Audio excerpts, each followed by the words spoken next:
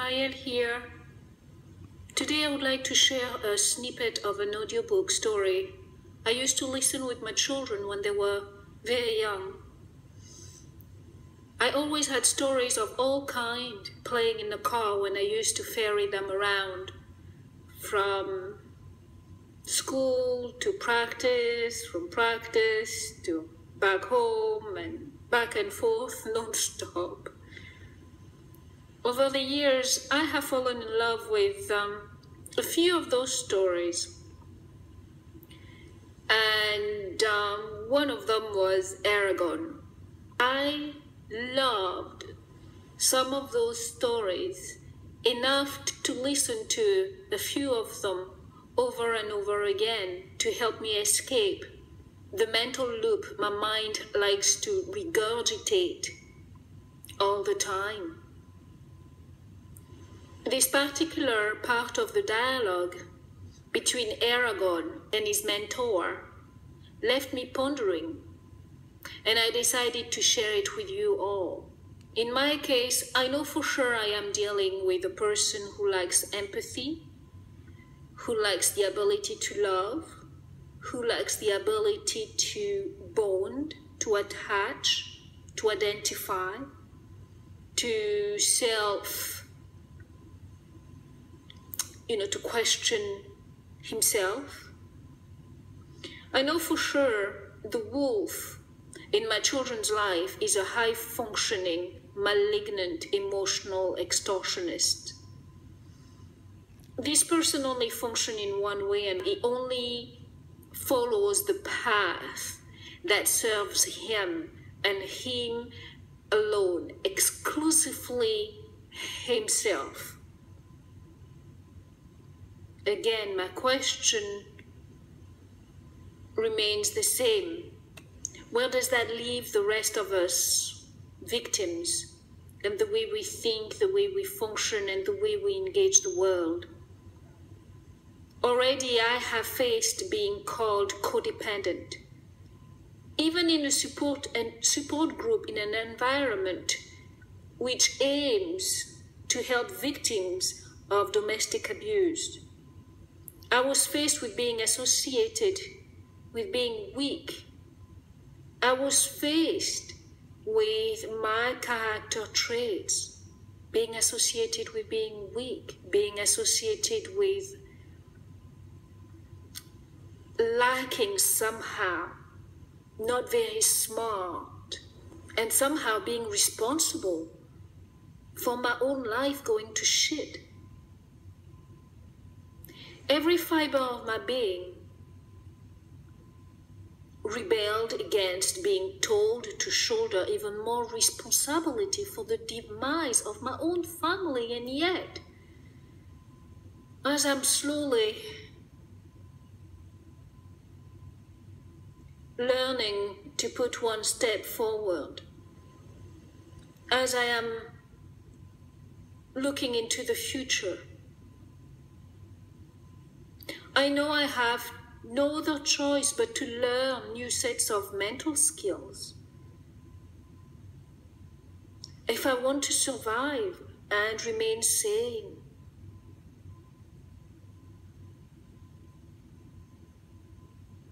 You see, my biggest fear is to become trapped,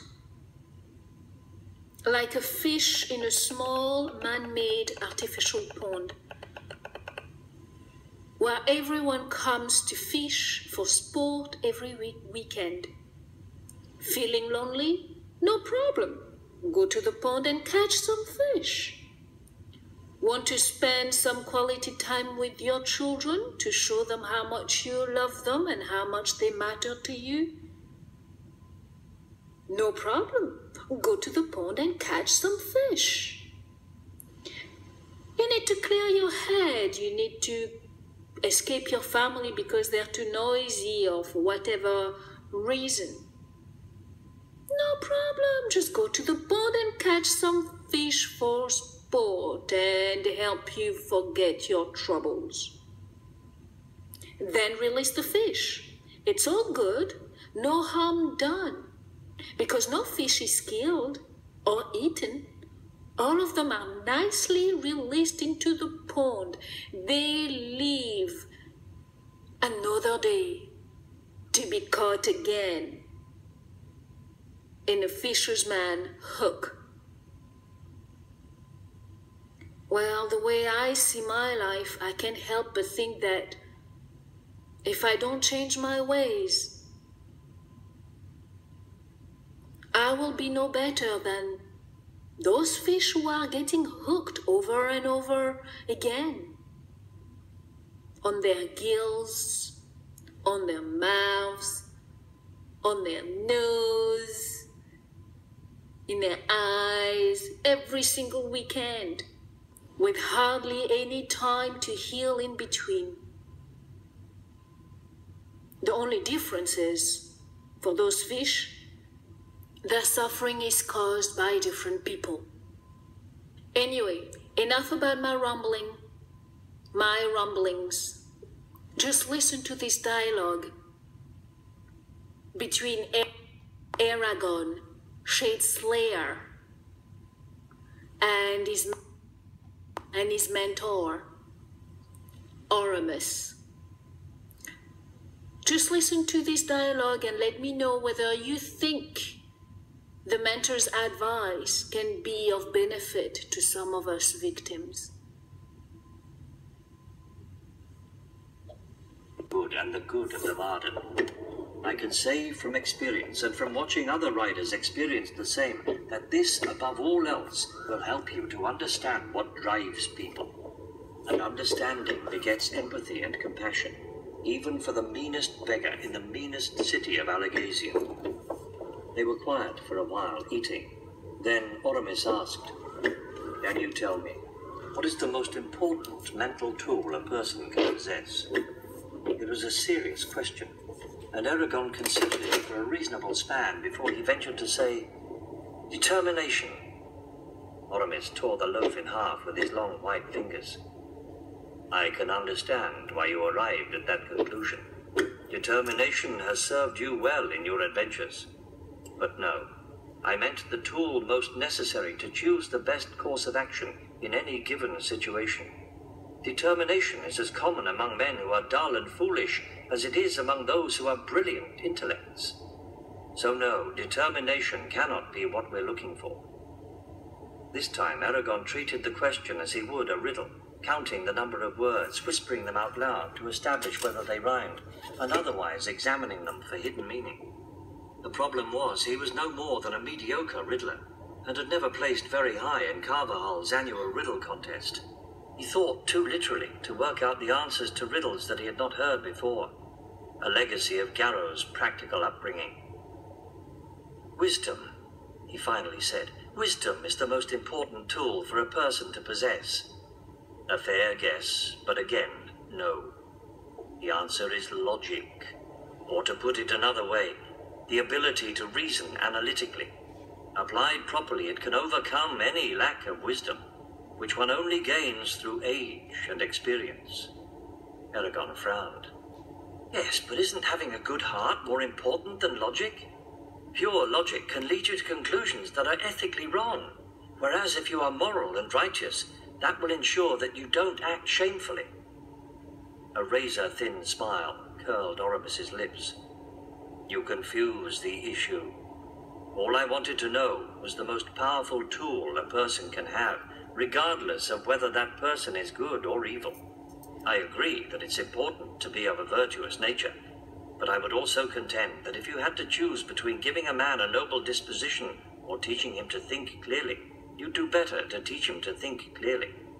Too many problems in this world are caused by men with noble dispositions and clouded minds. History provides us with numerous examples of people who were convinced that they were doing the right thing and committed terrible crimes because of it. Keep in mind, Aragorn, that no one thinks of himself as a villain, and few make decisions they think are wrong. A person may dislike his choice, but he will stand by it, because even in the worst circumstances, he believes that it was the best option available to him at the time. On its own, being a decent person is no guarantee that you will act well. which brings us back to the one protection we have against demagogues, tricksters, and the madness of crowds, and our surest guide through the uncertain shoals of life. Clear and reasoned thinking. Logic will never fail you, unless you're unaware of, or deliberately ignore, the consequences of your deeds. If elves are so logical, said Aragorn, then you must all agree on what to do. Hardly, averred Oramis. Like every race, we adhere to a wide range of tenets, and as a result we often arrive at differing conclusions, even in identical situations. Conclusions, I might add, that make logical sense from each person's point of view. And although I wish it were otherwise, not all elves have trained their minds properly. How do you intend to teach me this logic? Oramis's smile broadened. By the oldest and most effective method, debating. I will ask you a question, then you will answer and defend your position. He waited while Aragorn refilled his bowl with